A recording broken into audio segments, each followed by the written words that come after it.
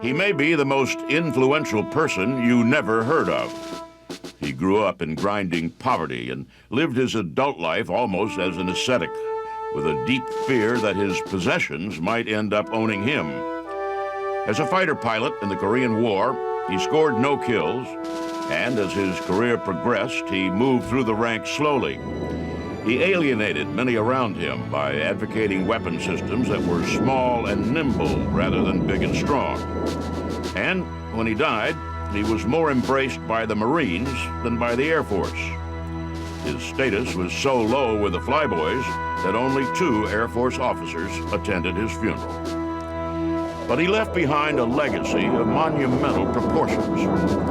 Scholars of warfare see him as a peer of Sun Tzu and Clausewitz. And while his name remains barely known even in the military, this fighter pilot's theories form the foundation of America's present overwhelming military strength. He is John Boyd, and he is a legend of air power.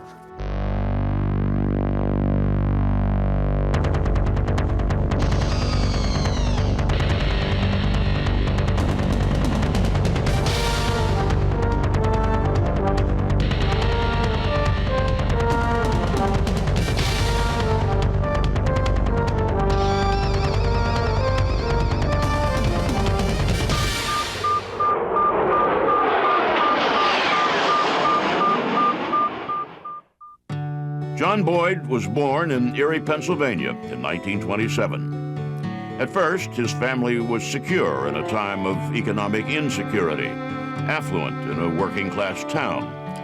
Then John's father died. The funeral was on the boy's 3rd birthday, and from that moment on, his family teetered on the brink of collapse. His mother tried to maintain the lifestyle she had had before. She was a very stout, militaristic, almost stereotypical German woman who was very authoritative and very loud and very demanding. Boyd's mother baked cakes and sold programs at civic events to earn enough money to feed her children. And Boyd's hand-me-down clothing was so worn and mismatched that he was once sent home from school to change. His mother, at times like that, gave her son only cold comfort. She said that people would pick on you, Boyd, because of your background and your culture and your poverty. But you have something they don't. You have strong principles and good moral values. So no matter what they say, you just keep on keeping on. You never give up and you never give in. And then in the end, you will prevail. The fatherless Boyd gravitated to the beaches of Lake Erie and fell under the influence of 2 men who helped shape his future resolve. One was swimming coach Art Wiebel, who became a kind of surrogate father to Boyd. The other was Frank Pettinato, the head lifeguard at the beach, who watched over Boyd and kept him out of trouble. After the outbreak of World War II, Pettinato hired Boyd to work at the beach, a position of some responsibility and high status among the youth of Erie. It was Boyd's first taste of success. And then when Boyd was 15 or 16, the fellow who started the Eckerd chain of drugstores was from Erie and had an airplane and took Boyd for a ride. And after that, he was hooked on airplanes and knew fairly early on that he was going to be a military pilot. In school, Boyd doodled airplanes like something out of science fiction. He covered notebooks and scrap paper with designs for swept-wing aircraft, the likes of which wouldn't be seen for more than a decade. After graduating high school, Boyd enlisted in the Army, but missed World War II. He served with the occupation forces in Japan and showed a keen sense of fair play that did not endear him to the Army. A popular story about Boyd, which may or may not be true, is that he was so offended that officers lived in comfort while enlisted men slept in cold tents that he once tore down 2 aircraft hangars to use as firewood. And then when he was threatened with a court-martial, came back with some arcane collection of military law that put the officers on the defensive, and he said that they let him go. I think the story is more revealing of Boyd if it's not true than it would be if it were true, because it reveals what was to be a leitmotif, if you will, throughout his life. That is, he, a man of great principle and high morals and enormous integrity, confronted superior officers who were lacking in all these qualities. After a year, Boyd returned home. He attended the University of Iowa, where he enlisted in the Air Force ROTC and took a flight aptitude test to see if he could get into pilot training. The results showed that he had an IQ of only 90. Boyd said that all of his life, that gave him a great advantage. People thought, this guy doesn't even have a triple-digit IQ. He's a dummy. And he was underestimated all his life, and he loved that. He said it gave him an extraordinary advantage in confrontations with the bureaucracy. He promised his girlfriend and future wife, Mary, that someday he would be a fighter pilot despite the low test scores. And after leaving Iowa in 1952, he attended pilot training at Williams Air Force Base in Arizona. There, the Air Force took stock of his talents and directed him to bomber training. Boyd, however, refused the assignment. He had, after all, promised his future wife that he would be a fighter pilot, and he had no interest in the flight by committee that is bomber aviation. He eventually convinced his commanding officer to give him a chance in fighters and ended up flying an F-86, the hottest American fighter of its time. Small, agile, with a snub nose and swept-back wings, the Sabre resembled the futuristic aircraft that Boyd had doodled back in high school. Assigned to the 51st Fighter Wing in Korea in 1953, Boyd flew 22 combat missions without recording even a single kill. The war ended, and Boyd stayed behind as tactics officer for his squadron. He took the job seriously, showing no respect for the gallant traditions of aerial combat. He distilled what had been a gentlemanly art down to a bare handful of basic aerial maneuvers. And as he identified those maneuvers, he also identified as well counter-maneuvers that could be used to thwart an attacker. By the time he left Korea for the Fighter Weapons School at Nellis Air Force Base in Nevada, he'd grown convinced of the inadequacy of the Air Force's fighter pilot training. He arrived in Nevada, a combat veteran with no kills, ready to show the experts how to do things right. The Army Air Force opened the Fighter Weapons School in 1949, and before John Boyd's arrival at Nellis Air Force Base, the school had changed little. Pilots spent their days practicing air-to-ground gunnery and taking air-to-air pot shots at slow, towed targets. They got almost no classroom instruction in tactical theory, and what they learned by doing. Boyd arrived at Nellis convinced that he had a better way of flying than the way the Air Force was teaching. While the instructors at Nellis tolerated his opinions, as a student he had little chance to implement his beliefs. His abilities in the air, however, were impressive. He excelled as a pilot and was asked to stay on as an instructor after he graduated. That gave him the opportunity he'd been waiting for. He was the first man ever to codify the art of air-to-air combat. Before John Boyd, it was a loosely collected set of intangible rules. It had sort of been tricks, if you will, that had been handed down from World War I to World War II to Korea. And it was thought that this was such an arcane art that no one could ever master it. Boyd de-emphasized shooting at targets and spent more and more time with his students in the classroom. He taught them the basic maneuvers of combat, always with an emphasis on quick changes in speed and direction. To prove his point, he issued a standing challenge to fighter pilots everywhere. He bet that he could let an adversary get on his tail and within 40 seconds reverse their positions. If anyone could outmaneuver him, he'd pay them $40. Cocky even by the swaggering standards of fighter pilots, Boyd's challenge reeked of arrogance. He never lost a bet.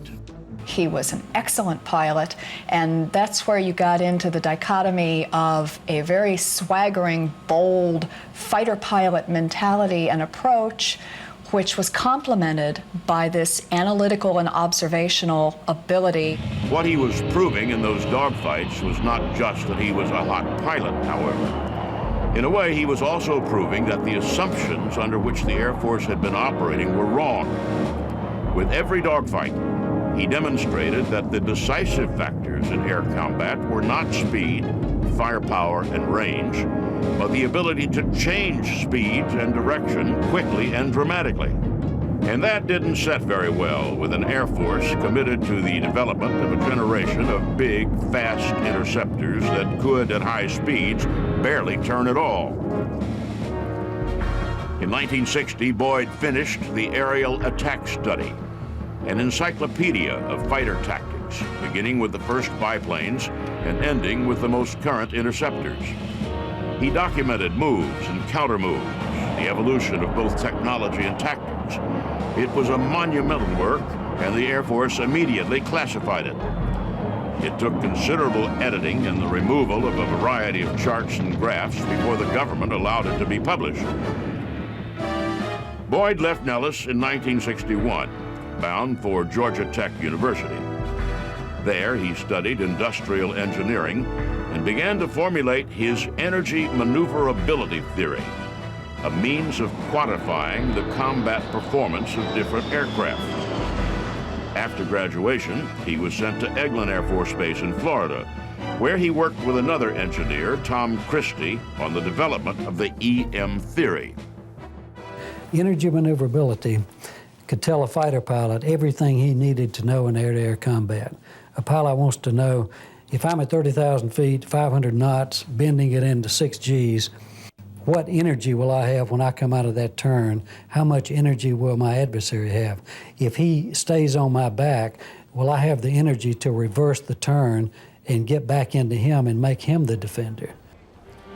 By understanding the energy retention characteristics of different aircraft, pilots can more precisely calculate what maneuver possibilities remain for both aircraft in a dogfight. EM theory changed the way pilots thought about air combat. It also strongly implied changes in aircraft design and tactics, and many in Air Force leadership had vested interests in the status quo. He was against the institution of the Air Force, against the dogma on which the Air Force is founded. He said most generals never do anything but get promoted. He thought there was an inverse relationship between the number of stars on a man's shoulder and his intelligence. He became known around Eglin as the Mad Major. His analysis of different fighters showed that the new generation of American aircraft were considerably less capable than their Soviet counterparts. He found himself surrounded by adversaries, a situation in which he seemed to thrive, and isolated from the inside career track, he buried himself in research.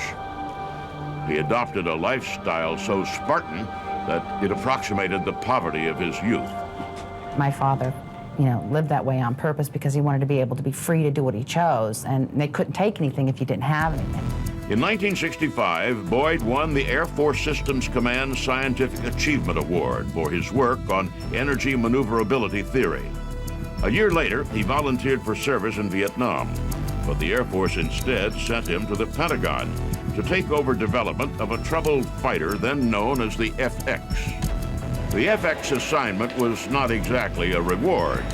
The program was already in trouble, and with every iteration, the plane seemed to get bigger, heavier, and less maneuverable. But the assignment was also a tacit acknowledgement of Boyd's contribution. Clearly, for all the problems the Air Force had with Boyd's outspoken dissent, there were at least some high up in the Pentagon who had come to believe what Boyd believed, that the future of warfare would depend on speed and agility, not brute strength. When John Boyd arrived in the Pentagon in 1966, the Air Force bureaucracy was in a kind of crisis. In Vietnam, Air Force pilots mounted up and went into battle aboard F-4 Phantoms, heavy fighters originally designed for the Navy. The Air Force brass hated flying Navy jets and denigrated the F-4 as a saltwater airplane. To solve the problem, they had thrown all of their financial, political, and even emotional resources into the development of a replacement. They were developing something called the FX, which was really an updated model of the F-111, one of the most scandal-plagued, horrible airplanes the Air Force has ever developed. And they have this bigger, higher, faster, farther mindset. The Air Force handed Boyd the FX and said, basically, fix it. Boyd's reply was that it couldn't be fixed, except that he expressed his disdain for the work of the previous team in typically insulting terms. Boyd told the Air Force that he had never designed a plane before, but that he could do a better job screwing up than the Air Force did working hard. The Air Force, confronted with either the failure of the FX program and the acceptance of the next generation of hand-me-down fighters from the Navy, or putting up with Boyd, reluctantly chose to put up with Boyd. And there was a lot to put up with. He could call him up at 3 a.m. and discuss some of the most arcane ideas they had ever heard of. And he didn't really want a conversation. He just wanted to talk, because Boyd learned by talking, by exploring different ideas. And these people oftentimes never said anything but hello. And Boyd would talk for an hour or so, and then he would thank them for helping him and hang up. Boyd took the 80,000-pound F-111 clone and whittled it down until it became the F-15. He saved the program and delivered the Air Force an aircraft it loved, but he himself thought the F-15 a failure. He was so unhappy with what the Air Force did to the F-15. It's a great airplane, but it's nowhere near what it would have been had Boyd been given free rein. The F-15 was still too big and lumbering for Boyd, too much a violation of the EM theory. It wasn't until his next project, the YF-16, that he got to create a plane from scratch that really exemplified his beliefs. Developed almost in secret, below the radar of the Pentagon brass, who were busy congratulating themselves on the F-15, the YF-16 was lighter, accelerated more quickly, turned in a smaller radius, and featured a bubble cockpit that gave pilots unobstructed visibility in the sky. That visibility was crucial because of another theory on which Boyd had been working, the OODA loop. OODA is an acronym for observe, orient, decide, and act, and describes the basic decision-making process that pilots undergo in conflict. It was a formula for invading your adversary's space, having situational awareness of where you were at and what you were doing, but at the same time understanding your adversary's motivation. Pilots flying the F-16 and using the OODA loop experienced something referred to today as getting inside the decision cycle of the enemy. What that means in plain language is that a pilot who understands the basic tactics and responses of air combat as laid out by Boyd while at the fighter weapons school, who uses Boyd's OODA loop, and who is flying an aircraft designed according to Boyd's EM theory, can anticipate the maneuvers of enemy fighters. An enemy executing a maneuver in reaction to an attack finds himself subject to a second attack that perfectly anticipates his not yet completed evasive maneuver. It causes the adversary to become disoriented. Your moves are ambiguous. He doesn't know what's next. He becomes oriented to himself rather than to the external environment, and he begins to collapse. The Air Force didn't much care what Boyd did from that point on, and he closed out his service on loan to NASA, working on flight simulators. The Air Force bid him farewell, and don't let the door hit you on the way out. Interestingly enough, however, Boyd found a more appreciative audience while giving a lecture to a group of Marine officers. After Vietnam, the Marines were, it's safe to say, in pretty bad shape. Senior leadership had retired, morale among officers was low, and it seemed to many almost as if the Marines had no relevant mission. Boyd published Patterns of Warfare, a detailed historical analysis of war and battle doctrine. A lecture he gave on his advocacy of high-speed warfare designed to disorient more than destroy made Boyd a kind of cult hero and found himself adopted by an unlikely group of soldiers. The Marine Corps has always been the most flexible and adaptable of all the services because they have to be. They're the smallest, and they live in fear of being suborned or overtaken by either the Army or the Navy. They loved John Boyd, and they knew he had the answer to their problems. The Marines saw Boyd's OODA loop as the key to an entirely new kind of ground warfare. They rebuilt their doctrine almost from scratch based on the OODA loop, using speed and information to get inside the enemy's ability to make decisions. Rechristened maneuver warfare, Boyd's doctrine became the basis of the rebuilt Marine Corps, and to a lesser degree, the Army. Boyd, who had retired to Florida, had no idea how his ideas were permeating the military. He immersed himself in military history, and for 15 years wrote tirelessly without really knowing whether he was having an impact or not. In 1990, Iraq invaded Kuwait.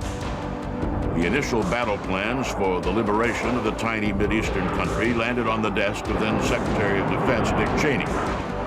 Cheney had attended Boyd's lectures, met personally with him, and had a deep understanding of the meaning of Boyd's theories.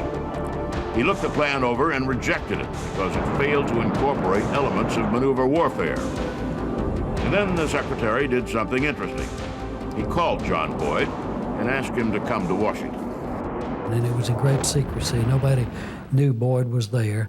And it was Boyd who developed the philosophical underpinnings of what became the famous left hook, the Marine feint in Kuwait, the OODA. Everything about the swift and decisive nature of that conflict came from John Boyd. Boyd, typically acerbic, dismissed General Norman Schwarzkopf's initial battle plan as high diddle-diddle, straight up the middle. The battle plan changed. The famous Hail Mary flanking of the Iraqi army was the first battlefield application of maneuver warfare, a pure manifestation of Boyd's theories. John Boyd died March 9th, 1997. His funeral was attended by dozens of Marines, officials from the Department of Defense, and others who understood his contribution, but only 2 uniformed members of the Air Force. He remains to this day largely unknown, even among those in the military. It's nice to know that you have people in your family that, do the right thing, work for things. They're not compromising. And he changed things. I mean, there's not a lot of people who can say they've changed things.